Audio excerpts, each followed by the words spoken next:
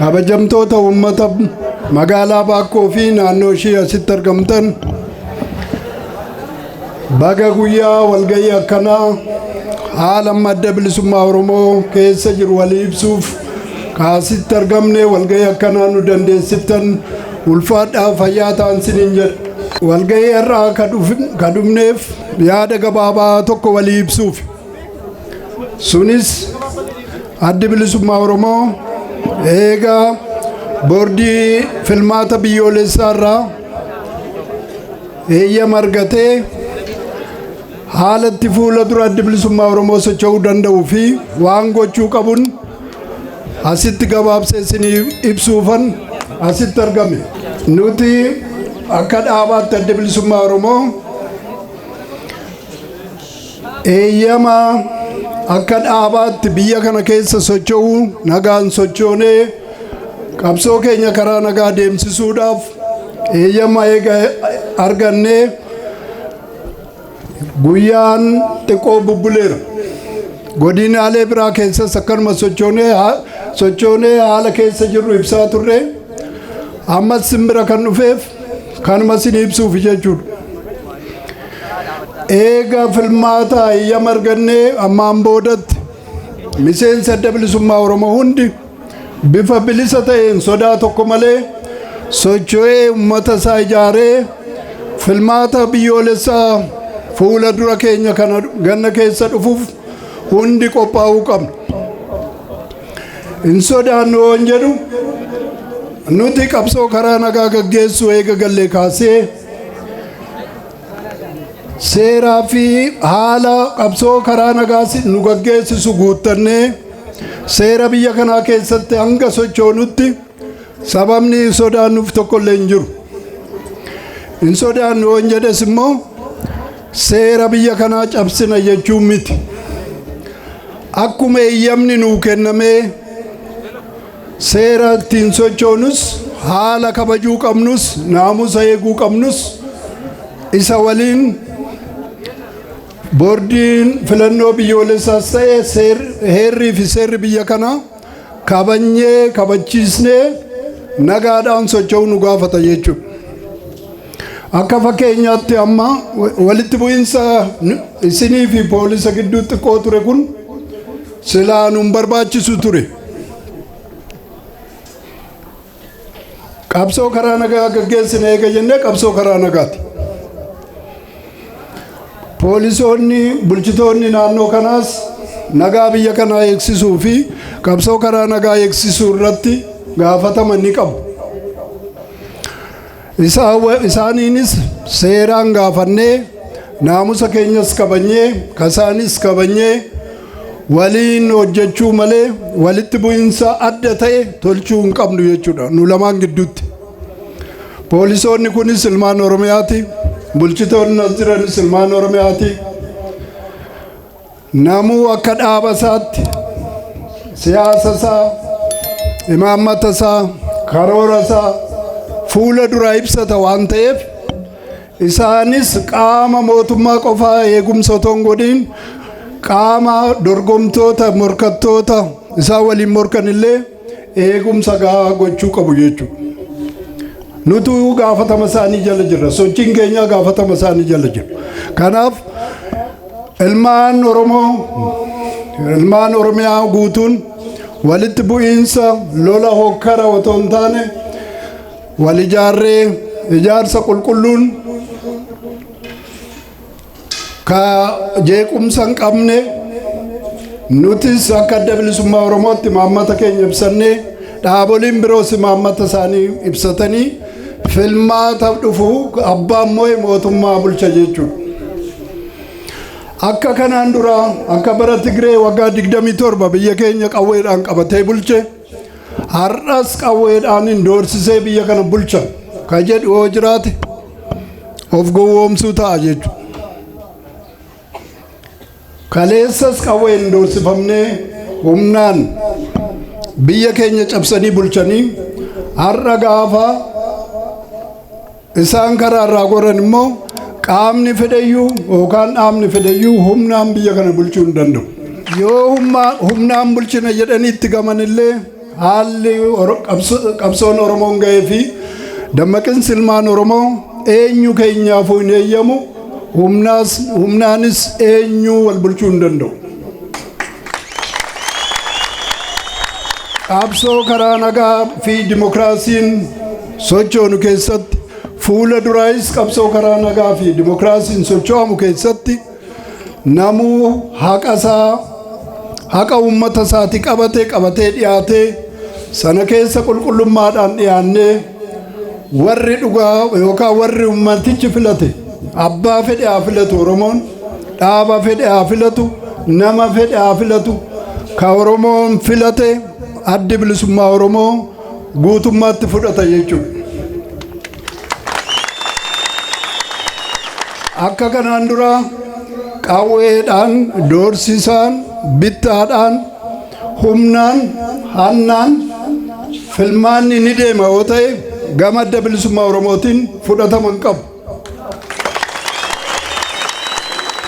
Isa kana gochuuf qeerroof qarreen bilisummaa Oromoo waardiyyaa qabsoo Oromoo waan ta'eef nagaa biyya kana keessatti tiksuufis eegsisuufis waardiyyaa biyyichaa waan ta'eef hundi keenya nagaadhaan qalbii guutuudhaan socho'uu qabna. Addi bilisummaa Oromoo akkuma jalqabarraa isinii tuqee filmaata biyyoolessaa fi inseenaa filmaata kanatti galuuf deemna.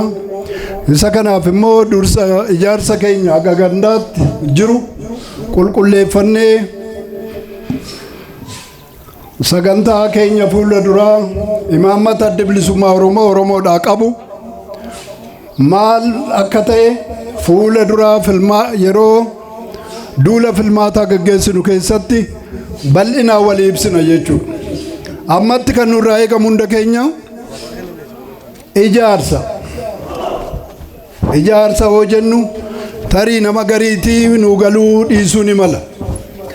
Qabsoon kaleessa gaggeessaa turre qabsoo riphee lolaati, qabsoo diddaa fi xumura gabrummaa gaggeessaa turre. Har'a yeroo karaa nagaa gaggeessina jennee karaa nagaatti dhufnu immoo qabsoon karaa nagaa tartiiba foormulaa yookaan akkaataa hojii mataa isaa danda'e qaba jechuudha. Qabsoon karaa nagaa, qabsoon karaa nagaa gaggeessinu obsa guddaa nu barbaadde. Qabsoon karaa nagaa gaggeessinu mala guddaa nu barbaadde. Akka duraa lollee, akka duraa fincillee, akka duraa karaa cufnee, akka duraa waan barbaanne humnaan goonee qabsoon karaa nagaa nuuf hin xumuramu. Dhuguma nuti ilmaan Oromoo, uummata Oromoo fi Oromiyaa ayyaanna yoo ta'e ijaarsa keenya qulqulleessinee ammarraa kaanee gubbaarraa aga gaditti, gadirraa gandarraa kaasee caasaan keenya aga gubbaatti qulqullummaan ijaaramnee qophaa'uu qabna jechuudha. Kun immoo dirqama hunda keenyaati. Dirqama hoogganaa adda bilisummaa Oromoo, qondaalota adda bilisummaa Oromoo, dabballee adda bilisummaa Oromoo miti. Keenya qofaa miti. Adda bilisummaa Oromoo guyyuma galerraa kaasee qabsoo kana uummata Oromoo bal'aatti kenne. Abbaan qabsichaas yaa uummata Oromoo qabsoo kana fuudhiiti gaggeessii jedheet dirqama guddaa ofirraa dabarsee ummatichatti kenne jechuudha. Yeroo kana jennu adda bilisummaa Oromoo iyyuu qabsoo gaggeessu keessatti dogoggora godhee yoo argame uummanni Oromoo otoo bira hin darbiin sirreessuu qajeelchuu, dabballeen adda bilisummaa Oromoo, qondaalli adda bilisummaa Oromoo yoo akka nuti balaaleffannu sana deebi'ee badii hojjeta ta'e uummanni Oromoo otoo bira hin darbiin nu qajeelchee qabsoonsaa akka karaarraan godhe cichee tiffatee filmaata kanaan ga'uu qaba jechuudha.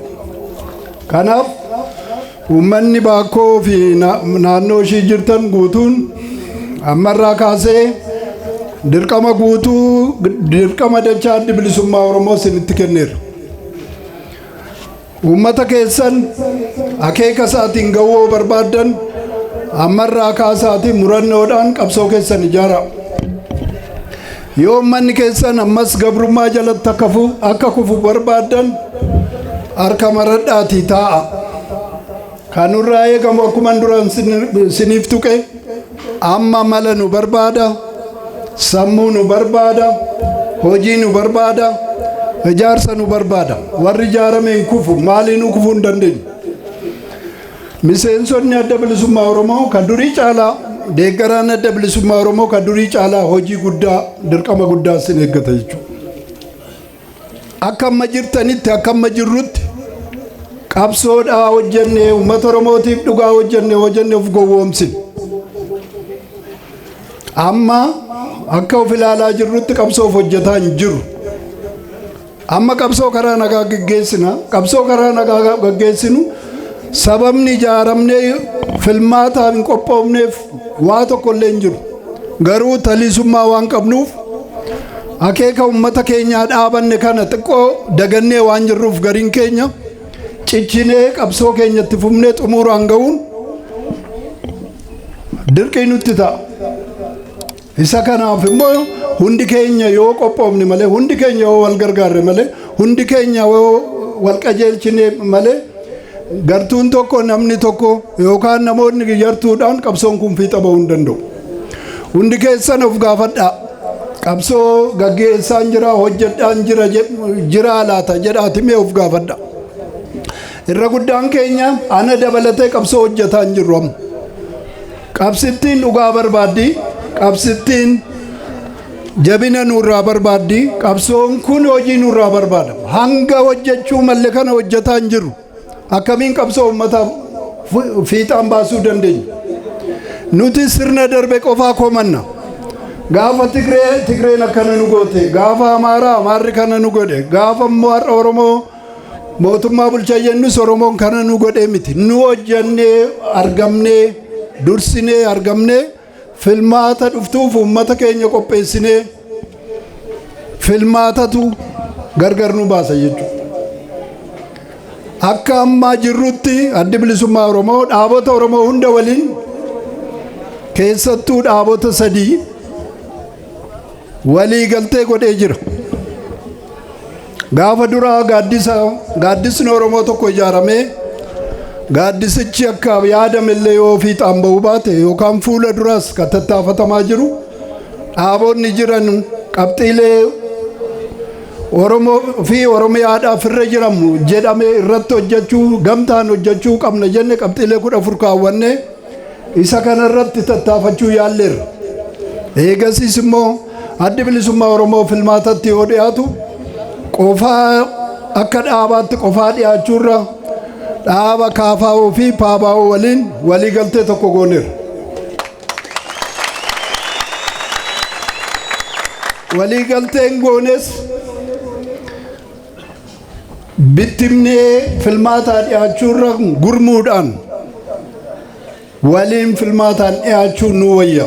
Isa kana immoo fuula duraa akkamiin dhiyaachuu akka malee waliigaltee keenya fuula duraa inni jabeessina ka jennu boordii filmaata biyyoolessaatti iyyannoo keenya galfanne yeroo gabaabaa keessa deebii argannaatti abdanna jechuudha. Isa kanaaf miseensota kaafaa'oo paabaa'oo waliinis waliigaltee waan hojjennuuf waliigalteen kun waliigaltee dhugaa ta'uu qaba. Waliigaltee jallinaa, waliigaltee cubbuu qabu, waliigaltee uummata Oromoo boolla buusu addi bilisummaa Oromoo tokko illee fudhachuuf hin ta'u.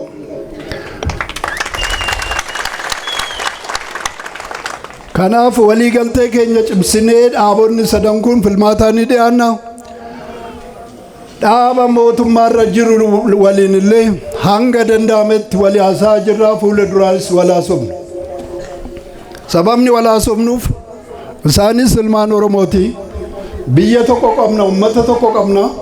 Hanga danda'ametti badiin kaleessa hojjetame, badiin kaleessa Oromoo irratti hojjetame deebi'ee hojjetamuu hin qabu jenna nuti.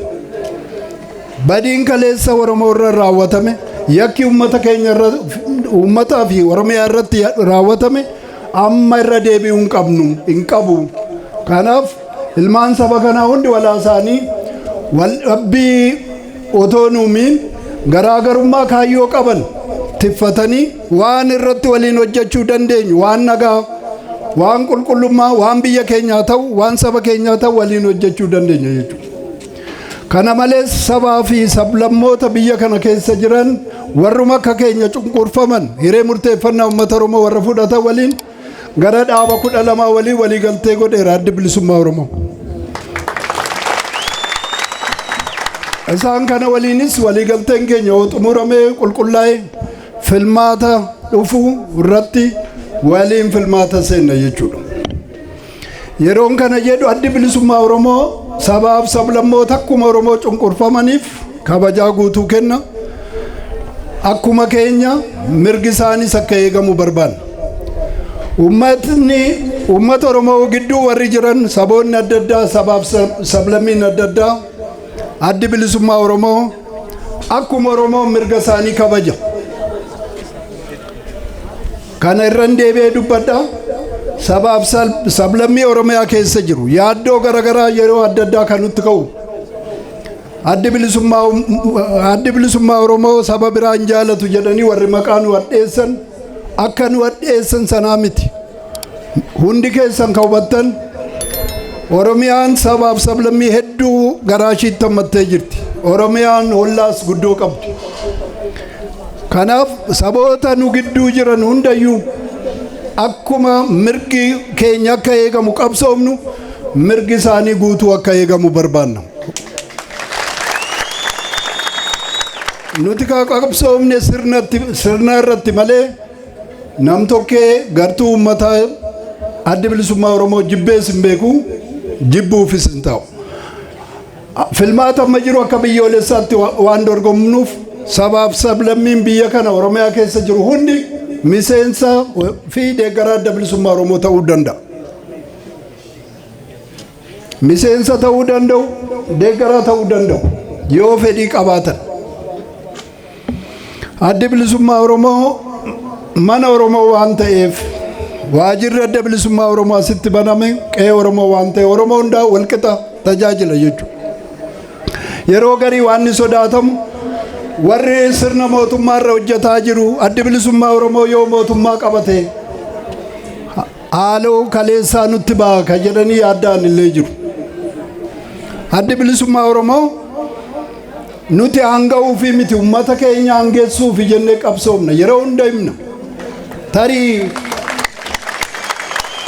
waan nu dubbannu kanatti nama namnee fi nu batamne ta'a malee uummanni Oromoo hundi nuuf walqixa.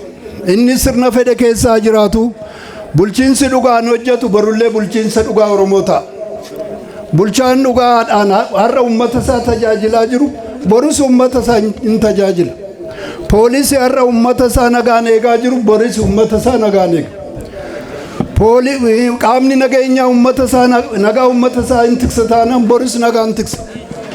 Qaamni siviil sarvisii kan akka qaamni fayyaa qaamni barnootaa boris isumatu uummata isaa barsiisa isumatu uummata isaa tajaajila kenna.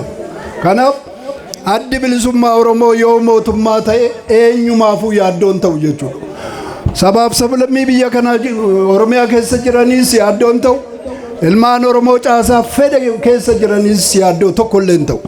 Ilmaan Oromoo hunda hammatee ofitti qabatee yoo badii qabaatee jaarsa Oromoo jira abbootii gadaa Oromoo jira. Seera qabnuun aadaa qabnuun rakkoo qabnu waliin furan sana alatti kaleessa kana ta'e jennee har'a wal diineffannee wal dhiibnee ibiddatti wal oofuu hin dandeenyu. Kaleessa obbolaan keenya yoo dogoggoran nuti sarra deebinee dogoggoruu hin qabnu. Hundi keenya wal taanee biyya tokko qabna uummata tokko qabna wal dhageenya gara Oromoo fi Oromiyaa ta'utti hojjechuu qabnan siniin jedha. Dhumarratti akkuma duraan kaase qabsoo gara dhumaarra jirra gara eegeerran yoo dhugaan biyyi kun nagaa taatuu barbaadame yoo dhugaa biyyi kun qulqullummaan fi dimokiraasiin biyya kana haa dhufuu barbaadame hundi keenya nagaan qabsoomnee kaayyoon keenya fiixaan hin baanu. Isa kanaaf ta'uun miseensiif deeggaraa adda bilisummaa Oromoo sa'aatii kanarraa kaatanii hojiin inni kaleessa hanga ammaa hojjenne hojii quubsaa miti. Hanga guyyaa irratti ka hojjetaa jirru akka warra qabsoo sabaa hojjetutti hojjetaa jiru. Keessa keenya laallee ijaarsa keenya marraa kaanee jabeeffannee ji'a hagayya filmaata dhuftuuf ammarraa kaanee uummata keenyaa qopheessinu. Kana miseensi fi deeggaraan keenyaas jirtan waadaa galtu fudhachuu dandeessu.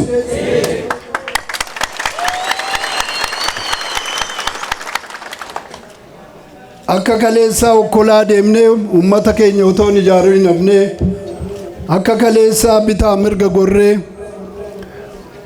akka kaleessaa homaa miti qabsoon kun homaa nama hundaafuu hin geessi jennee tokko lamaan tarkaanfannee bakkaan hin geenyu. Ammarra kaanee haa jabaannu. Waan Oromoon waa milkeessuun jedha. Waan na caqastaniif fayyaa ta'aa. Ora bulaa.